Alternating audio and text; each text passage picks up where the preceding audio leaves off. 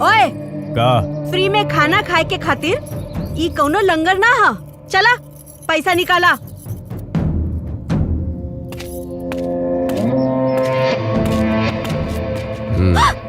कितना चाहिए? रात के आके दे दे। ए तोहर इतना हिम्मत कि तू गंगा बाई के छुए ले। रुको।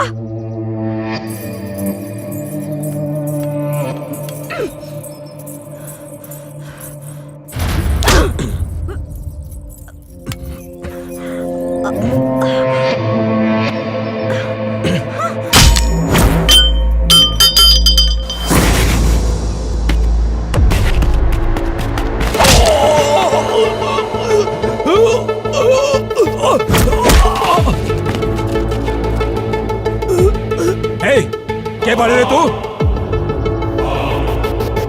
मुझे छेड़ने वालों का करता हूं मैं काम तमाम। ये मेरा एटीट्यूड है। रॉकी मेरा नाम, रॉकी मेरा नाम, रॉकी मेरा नाम।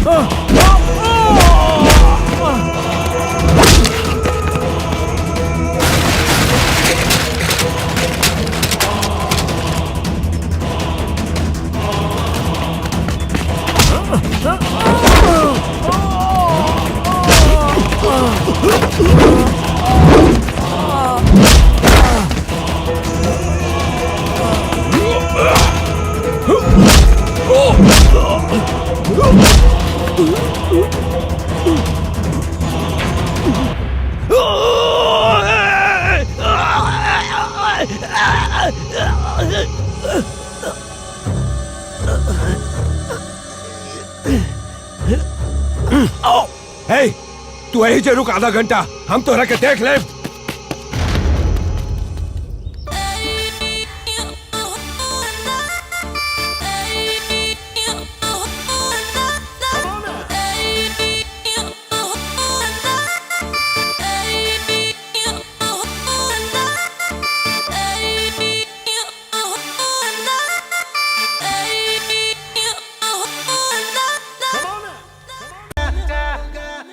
गंगा चाय।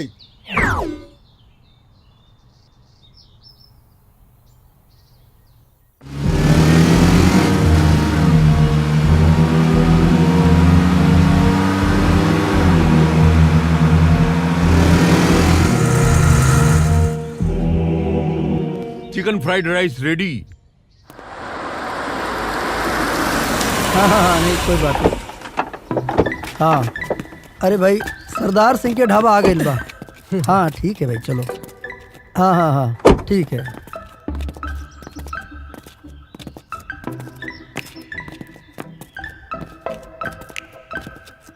तब राइटर साहब मिजाज में है ना?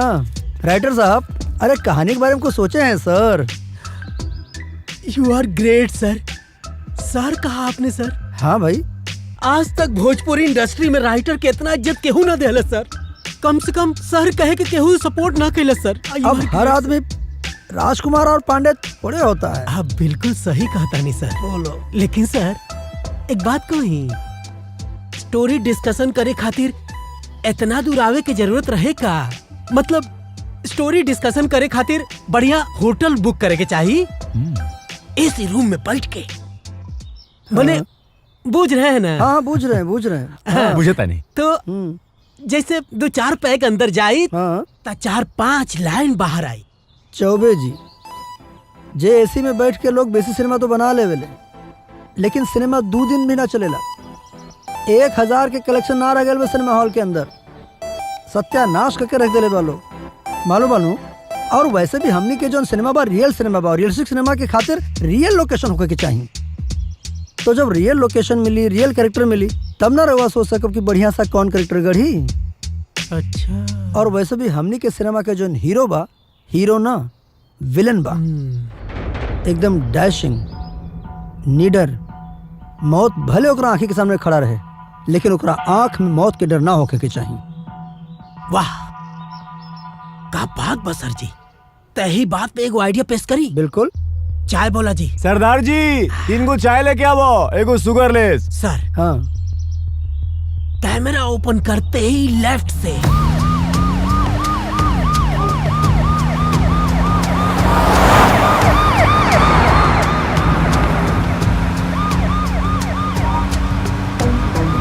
पुलिस के मोबाइल ठीक ढाबा पर जाकर रुक जाले।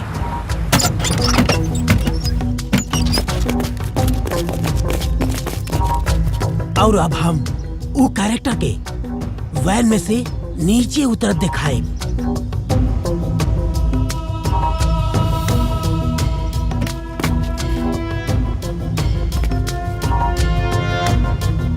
ओकरे हाथ में हथकड़ी बा। अब हमारे वो कैरेक्टर धीरे धीरे ढाबा की ओर बढ़ता, लेकिन वो ढाबे की ओर ना जाला। एक पान के दुकान वहां जाके खड़ा हो जाला। एगो सिगार। वहां से एगो सिगार लेला।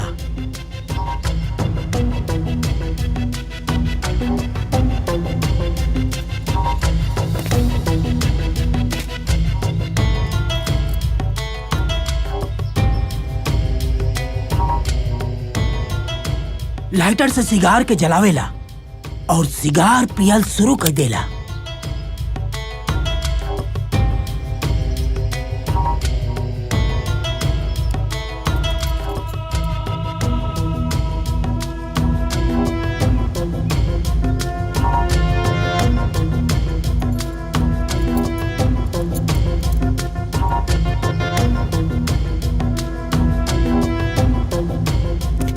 का कइले बा हमनी के पता नहीं के। हम डर गइल बानी। देखी ओकरे आँखिया में कोनो डर नहीं के, लेकिन हमारी आँखिया में डर बा। सुनी तो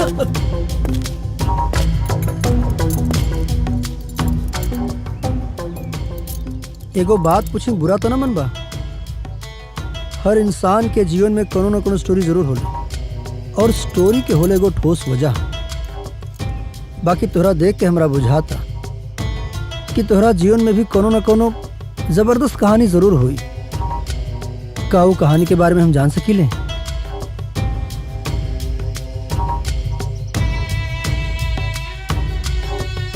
हमार कहानी जान के का करेम रहुआ? खैर, जब सुनल चाहता नहीं तो सुनी। हमारे ऐसा जीवन होके के पीछे बॉस के हाथ था। Boss group of companies.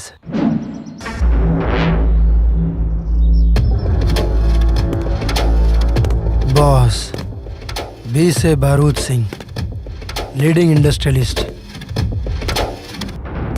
ओ से उमर, बारूद सिंह के राइट हैंड। ये बिजनेस पूरा एकरे अंडर में चलेला। एस से सत्यवर्धन, लीगल एडवाइजर। बारूद सिंह के ताकत और कमजोरी यह बा, बिजनेस के कोनो भी फैसला एकरे एडवाइस के बिना आगे ना बढ़ेला। और आखिरी एस से साहू, साहू यानी शैतान के दूसर रूप। बॉस ग्रुप के सेनापति। बसुआ जौन काम सत्यवर्धन से ना होला वो काम साहू से खत्म होला। साहू अपना शिकार के भगा भगा के मारे ले। ठीक वही तरह जौना तरह से शेर अपना शिकार पे टूट पड़ेला।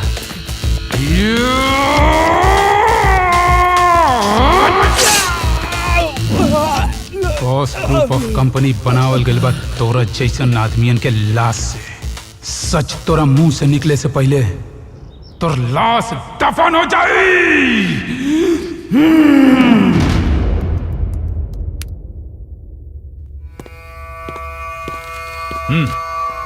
मीडिया के पुलिस के मैनेज करल इतना आसान नहीं खे, लेकिन गवाह के मारे से सच ना मर जाई। वो विटनेस के प्रीवियस स्टेटमेंट और स्ट्रांग हो जाई।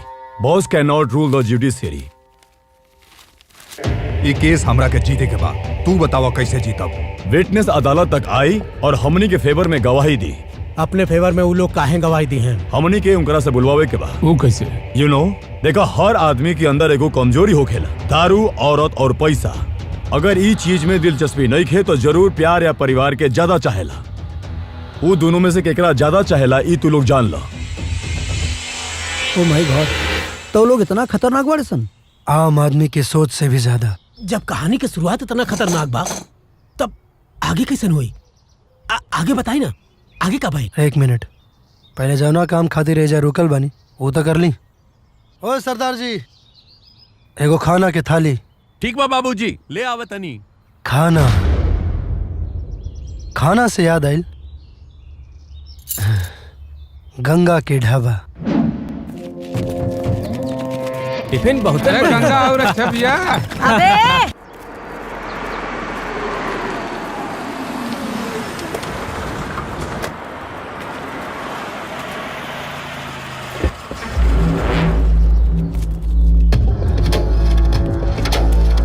प्रणाम भैया। ऊ रहल भैया।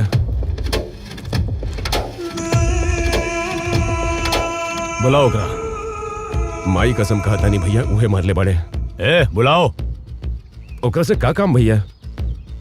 अपन धंधा में कमजोर लोगन के अपना साथ रखल जितना गलत बा, ओकरा से कहीं ज्यादा गलत हूँ। हमरा लगत है कि वो ताकतवर के जाने में बा। हम चाहता नहीं कि वो हमारा खातिर काम करे। ओकरा के अपन गैंग में शामिल कर ले। बुलाओ ओकरा। जो ए जो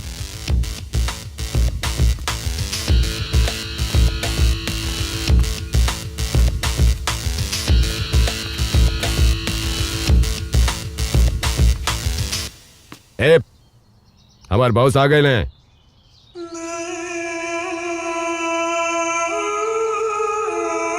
चल तोरे के बुला रहल बाने।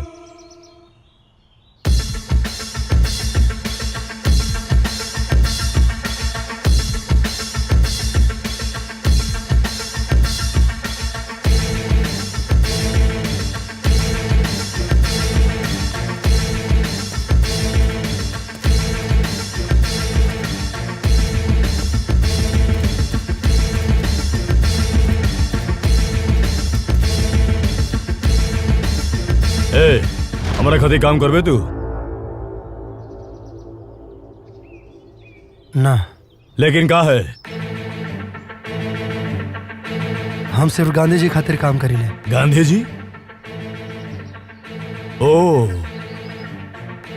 काम 3 लोगन के किडनैप करके 1 हफ्ता तक तोरा अपना पास रखे के बाद।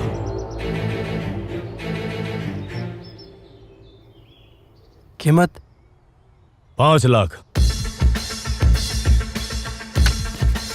10 लाख, 20, 30, पूरे 50 लाख रुपया।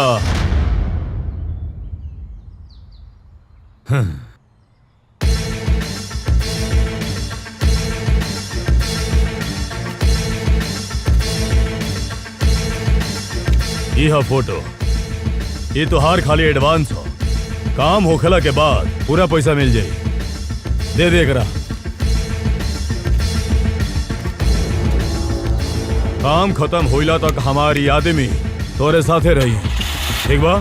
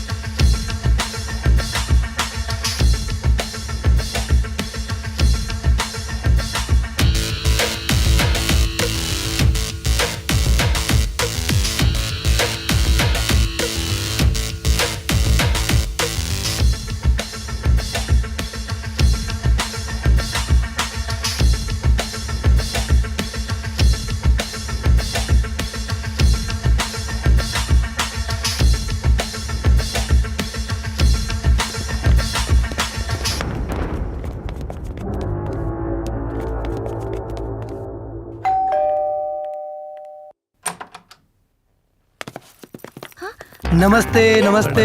के बा तू लोग? हम चिंटू पांडे। हम पवन सिंह। हम नहीं रहुआ। हम खेसारी। ओ भोजपुरी सुपरस्टार। अरे मैडम, वो लोग के अभी इतना दिन खराब ना भइला कि यहाँ के सामान बेचे लोग। हमनी के सेल्समैन है जा। वो का है ना मैडम कि हमनी के कंपनी ना एगो धमाकेदार और अद्भुत प्रोडक्ट बनौले बा, जेकरा के इस्तेमाल कैला के बाद ना गेंदा के फूल जैसन रानी चटर्जी मोगरा के फूल जैसन लागे लागी। कैसे? ऐसे। हाँ, आम्रपाली दुबे इतना हॉट एंड सेक्सी कैसे लागेली? हॉट कपड़ा में बड़ी सर। हाँ, हमनी के यह प्रोडक्ट यूज कैला से। ओ साचो? मैडम, साउथ के काजल अग्रवाल से लेके भोजपुरी के काजल राघवानी तक कुल हमनी के यह प्रोडक्ट यूज करेली। रियली? सच में मैडम, आप एक बार लगा के देखी। हाँ, भोजपुरी से लेके हिंदी तक ले कुल प्रोड्यूसर डायरेक्टर के लाइन लग जाये। ये प्रोडक्ट इतना अच्छा बा तब तू इतना काला काहे?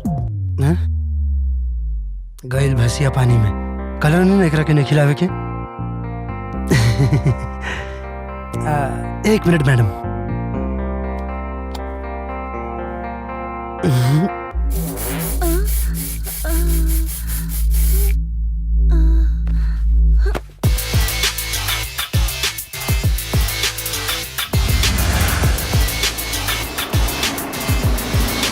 भैया सुनी जरा ये एड्रेस बतावा। सीधा जाए, आगे से लेफ्ट ले ली, बस थोड़ा दूर चलो तो आ जाए। ये वो पता।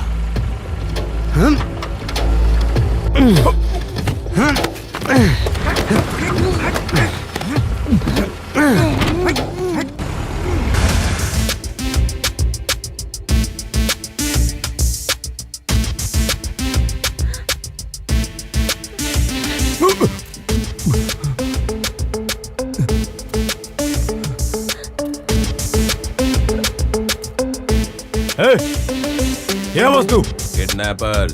किडनैपर? एकरो किडनैप के लिए बोलेगा? ए खाना खो। हम ना खाई। कहानी ना तोरा से। देख दुश्मन हमार नाम से कांपे ले। हमार नाम मेजर रणवीर सिंह। चलो बेटी, हम तोरा के घर छोड़ के चल जाई। देखा तानी के पता।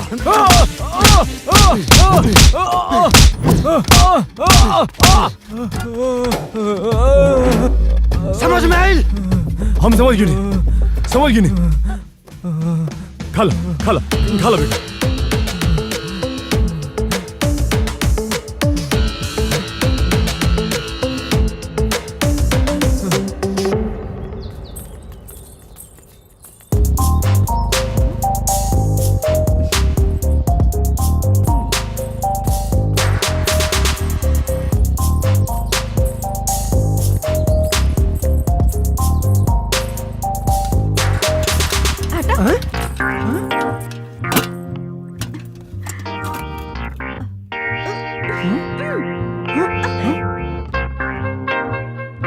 देसी मुर्गा के स्पेशल चिकन बनौले बानी, अपना हाथ से बनौले बानी।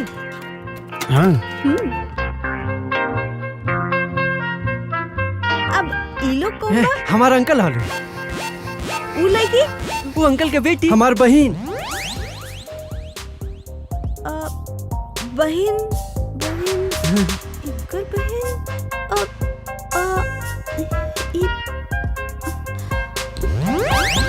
सुन, ढेर कंफ्यूज भइला के जरूरत नहीं है।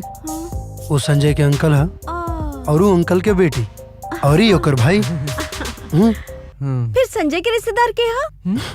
जितना लेवल बा उतने सोच, ढेर सोचला के जरूरत नहीं है। जौन काम करे खातिर आयल बाड़ू कर, है ना? का लेके आयल बाड़ू?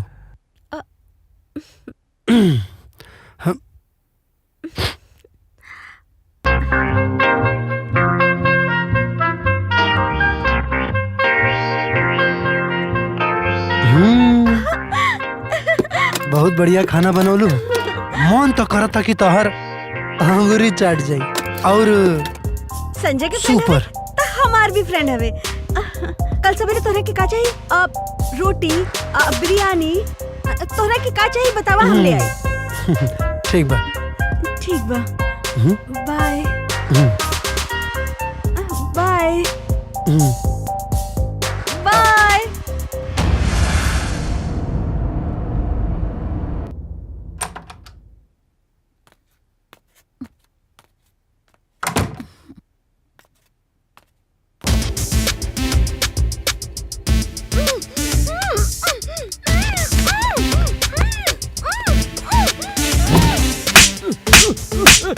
भैया भैया भैया बीच में हमरा के काहे मार रहे बने? रॉकी से चीटिंग करबे, रॉकी से चीटिंग करबे तो के हम हमरे का पता? एक आदमी के पैसा देके दूधों के किडनैप कराओले। 2 आदमी और का पेट में जोन बच्चा बा ओके कौन गिननी हैं? हमसे चीटिंग करबे ते हमसे चीटिंग करियो। अरे मार तोड़ लो के हम मार का भाई शी इज अनकॉन्शियस। मतलब अभी भी इंगरा का होश ना आयल। इंगरा के हॉस्पिटल ले जाए पड़ी।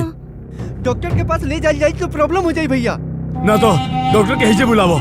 फिर भी पकड़ल जाई भैया। रुका। अच्छा सुना के हमारे रूम में डॉक्टर बानी।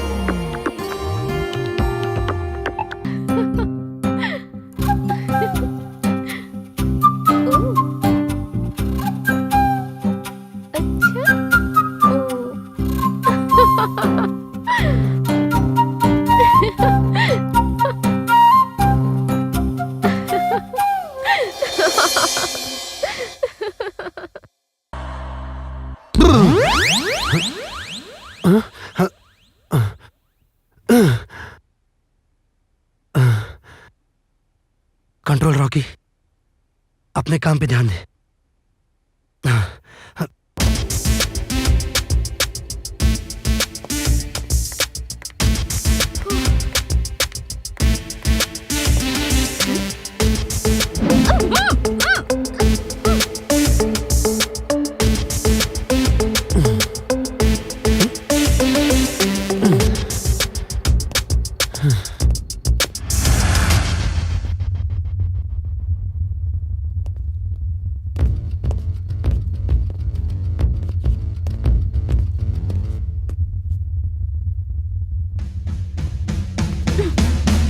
तू लोग के जरा सा भी अकल बाकी ना। एगो प्रेग्नेंट लेडी के केहू ऐसे क्लोरोफॉर्म सुंघावे लगा। Useless fellows. वैसे कवन बेवकूफ तू लोग के आइडिया दिलस। अगर इनके कुछ हो गई तो कर जिम्मेदारी क्या ली तू लोग ले बका बतावा। फोन दा हमार, फोन दा, फोन दा।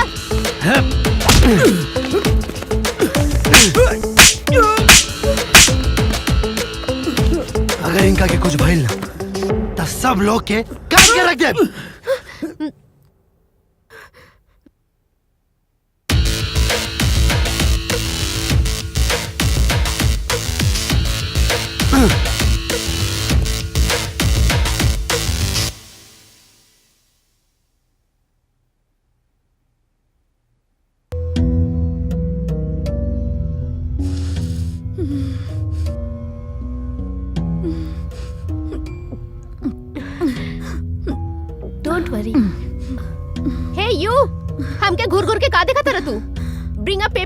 PAN quickly. हम भी पागल बानी, ये लोग के बीच में इंग्लिश झाड़तानी। कागज कलम दा दा। आप उठिए आहिस्ता आहिस्ता आहिस्ता उठिए।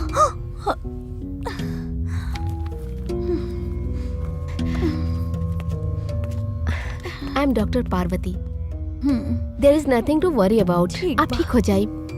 आप 10 मिनट खातिर आंख बंद करके लेट जाए, ठीक बा? It's okay, you need some rest. हाँ, क्लोज योर आईज। पार्वती, काल से अंकल के भी लो बीपी से बहुत तकलीफ हो रहल बा। हाँ बेटी, लो बीपी से बहुत दुखाता। आप लो बीपी खातिर कुछ मेडिसिन यूज करे नहीं अंकल? हाँ, लेकिन अब हमारे पास दवा नहीं है। डोंट यूज फ्रॉम टुमारो, ओके? हम कुछ दवाई लिख के देता नहीं। ओके। कल से वह ले, ठीक हो जाए।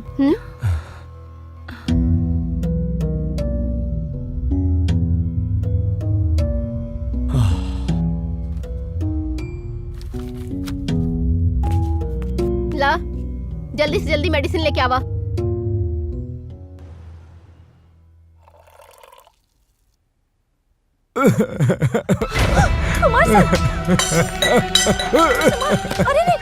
हमारे को छोड़ दो, हमारे को मारे दो। हम जिया नहीं चाहत ना, हम मर जाए। कुमार सर, हमें छोड़ दो। ना करी सर। आई नीचे उतरी सर।